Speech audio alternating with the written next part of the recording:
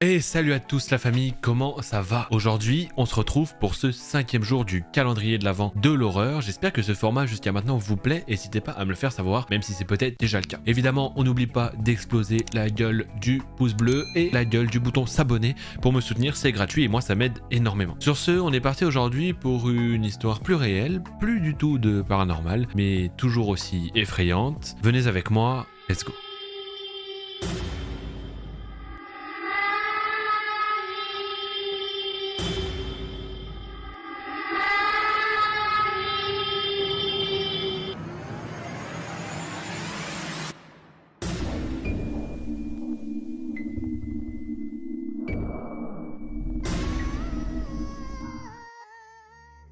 Cette histoire, c'est l'histoire d'Emeline, et Emeline nous raconte qu'à l'époque, elle est partie vivre au Royaume-Uni parce qu'elle en avait marre de vivre avec ses parents. En fait, elle est partie faire ses études là-bas. La première année se passe bien, elle rencontre des gens super, et même son copain qu'il est toujours actuellement. Elle décide donc de s'installer avec tout le monde, ils font une grosse coloc, et pour ça, ils louent un appartement étudiant où ils peuvent faire une coloc dedans, et ils se retrouvent tous là-bas. Emeline nous explique que sa chambre est au rez-de-chaussée, et qu'elle donne sur une petite cour arrière, qui est normalement privée, et qui est fermée par une porte qui après donne sur la rue, une simple porte en bois qui ne peut pas être verrouillée, donc pour la fermer ils mettent simplement de la ficelle autour des poignets pour pouvoir la maintenir fermée. Emeline explique qu'autour d'elle il y a plusieurs voisins et qu'à leur droite il y a un groupe de 5 garçons. Ces garçons là ont l'air un peu âgés par rapport au fait que normalement c'est une résidence étudiante, et ils entendent souvent beaucoup de bruit venant de leur appartement. La première fois qu'ils les ont rencontrés, ces gars-là, c'est une fois devant chez eux alors qu'ils étaient tous blessés. En fait, ce qui venait de se passer, c'est qu'un de leurs colocs les avait agressés au couteau. Au calme. Donc ils étaient pleins de sang, etc. La police était là, bref, ils ont pas trop compris, ils ont juste vu que le mec qui avait le couteau s'est fait embarquer, et Emeline et ses colocs ont décidé d'aider les autres, dont un en particulier, en lui donnant des vêtements, en l'aidant à se nettoyer, etc. À partir de là, ce mec, il va être en crush sur Emeline. Voilà, il va pas la lâcher, etc. Bref, ça va la mettre un peu mal à l'aise et elle va essayer d'esquiver. Un jour, alors qu'elle rentre de la fac, elle tombe sur lui dans une rue et il commence à lui parler, etc.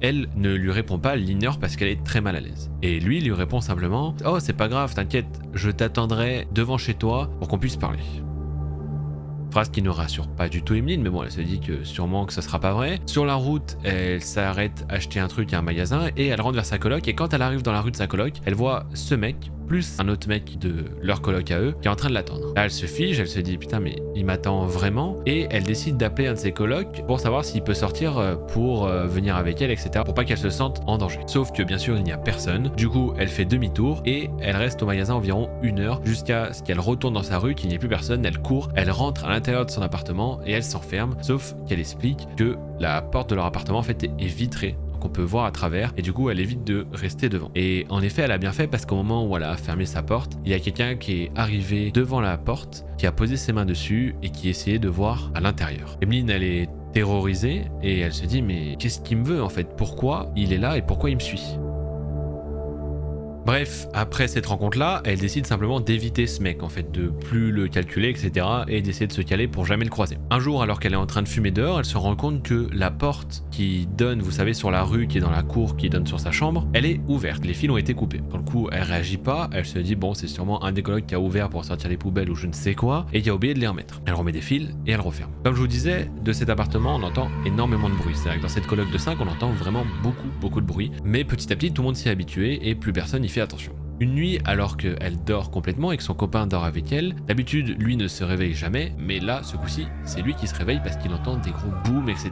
et des cris. Il réveille doucement Emeline et tous les deux se mettent à écouter en attendant sans bouger. Alors qu'ils entendent des coups, des bruits, etc.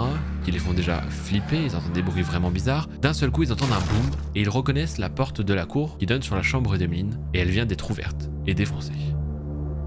Là, il reste silencieux. Ce qu'il faut savoir, c'est que Emeline et son copain, comme il fait très chaud, dorment avec la fenêtre ouverte et les volets ouverts. La seule chose qui empêche les gens de voir vers l'intérieur, c'est le rideau. Donc Emeline et son mec restent là sans bouger, mais prêts à partir pour voir ce qu'ils vont faire. Sauf que voilà que quelques secondes plus tard, ils entendent quelqu'un qui parle juste au bord de sa fenêtre, et la fenêtre qui s'ouvre un tout petit peu plus, comme si quelqu'un essayait d'entrer. À ce moment-là, Emeline, elle saute de son lit, son mec aussi, ils essaient de quitter l'appartement, ils voient quelqu'un qui monte à la fenêtre, sauf qu'ils sont plus rapides, ils entendent sortir et de courir dans la rue, ils prennent leur téléphone, envoient un message à tous leurs colocs pour leur dire de bien fermer leur porte à clé parce qu'il y a quelqu'un dans la maison et qu'ils ne savent pas ce qu'il veut, et ils appellent la police. Heureusement, la police arrive très vite parce qu'ils sont à 5 minutes, le poste est à 5 minutes, et du coup, ils arrêtent rapidement les mecs. En fait, ils étaient deux.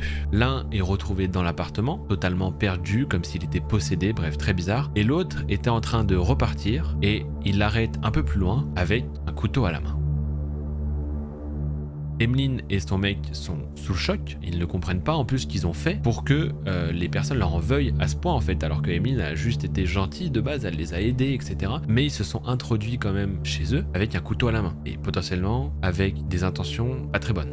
Depuis ce jour-là, Emeline et son mec sont traumatisés par ça. Ils ont beaucoup de mal à dormir dans cet appartement. Ils ont donc décidé de redéménager parce que c'était trop dur pour eux en fait tout ça. Parce qu'il faut savoir que les autres colocs n'ont pas été arrêtés. Enfin je veux dire, il y a toujours du bruit, il y a toujours cette ambiance un peu bizarre. Donc du coup, ils ont décidé de totalement déménager parce qu'ils en pouvaient plus, quoi. Et souvent, ils en parlent avec son mec, etc. Donc ça les aide un peu à passer à autre chose. Mais cela dit, ils sont encore bien traumatisés. Voilà, alors oui, c'est sûr que quand vous dormez la fenêtre ouverte et que vous avez quelqu'un devant vos fenêtres qui essaie de rentrer, cet été, il y en a qui vont préférer fermer leur fenêtre et mourir de chaud que de les laisser ouvertes, surtout si vous êtes au rez-de-chaussée. En tout cas, j'espère que cette histoire vous a plu, hein. Vous voyez, on fait plein de registres. Et si ça vous a plu, n'hésitez pas à le faire savoir dans les commentaires et évidemment à lâcher votre meilleur pouce bleu et à casser la barre d'abonnement pour me soutenir qu'on explose tout sur ce mois de décembre, ok? Moi, je vous fais un calendrier l'avant, alors vous, faites-moi le cadeau de tout exploser, ok? On est parti les gars, merci. Et sur ce, je vous souhaite une excellente journée, matinée, nuit, ce que vous voulez et je vous fais un bisou la famille.